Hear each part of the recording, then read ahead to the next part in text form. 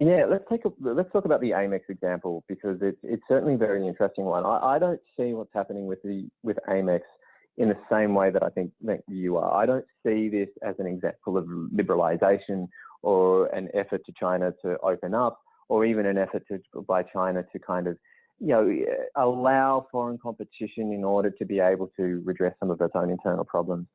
The issue with Amex has been a long-standing one for at least 20, you could probably even say 30 years.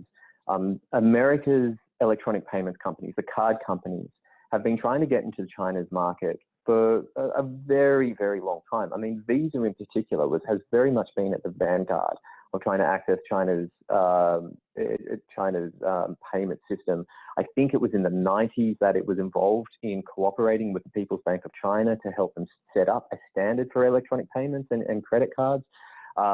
Visa, again, in particular, was a major sponsor of the 2008 Beijing Olympics. It's done a lot to try and prove that it's a good corporate citizen, all the while not being allowed any access to China's market. Now, what happened is when China joined the World Trade Organization in 2001, one of the conditions of its entry into the WTO is that it would open its electronic payments market to foreign competition. Now, I think there was a grace period. I forget the actual details, but there was an expectation, there was kind of a baked into the agreement. There was this understanding that after a few years, Visa, Discover, Amex, MasterCard, they would all be allowed not only into China to process foreign currency transactions, but would be allowed to process yuan-denominated transactions. And the thing is, it never happened. And MasterCard and Amex and Visa, they waited and they bided their time, and they did things like sponsor the Olympics to show that they were good corporate citizens in the Chinese context. And the market just never opened despite of the WTO agreement. And finally, the USTR brought a case against China to the WTO saying, hang on, this is very clear in China's WTO accession agreement that this market is supposed to open up. Now, my understanding is that the card companies, they held off for years from asking the USTR to do it, partly because they thought, okay, we'll give it time. China will come around eventually. And then after time, there was like, well, the problem is if we're seen trying to ram down the front door, China has a long history of punishing foreign firms that it doesn't see as playing by their rules. And so if we decide to go the USTR, WTO tribunal approach, then it might backfire in our face. My understanding is that the reason that when the USTR finally did bring a case, it may have been Visa had just kind of had enough. It had invested too much time and too much effort and didn't think anything was going to come of it. And so there was a USTR case. I think it was in 2013. And the WTO found in favor of the United States and told China to open its markets. And China didn't. It effectively ignored that decision for years and years and years. And the fact that in 2020,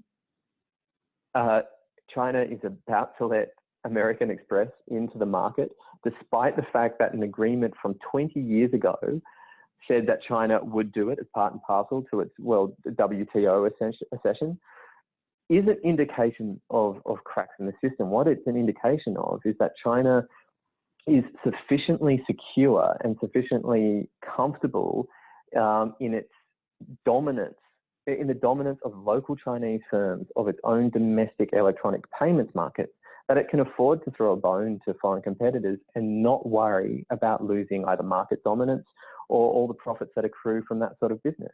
And so you've seen over the past 20 years that China's version of Visa and Amex and MasterCard, a company called China UnionPay, has become the national behemoth. It's almost unthinkable that another card company would be able to meaningfully take market share away from it.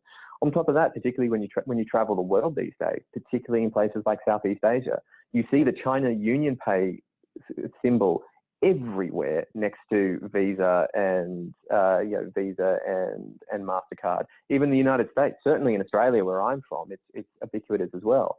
And then on top of that, China's electronic payment system has evolved in a lot of ways far faster than the United States. And so you've got these online these tech behemoths like Alibaba and Tencent, which have themselves carved out a huge share of the electronic payment system, in a way that there really isn't a foreign competitor that you would imagine would be able to come into the Chinese market and sort of give them a run for their money.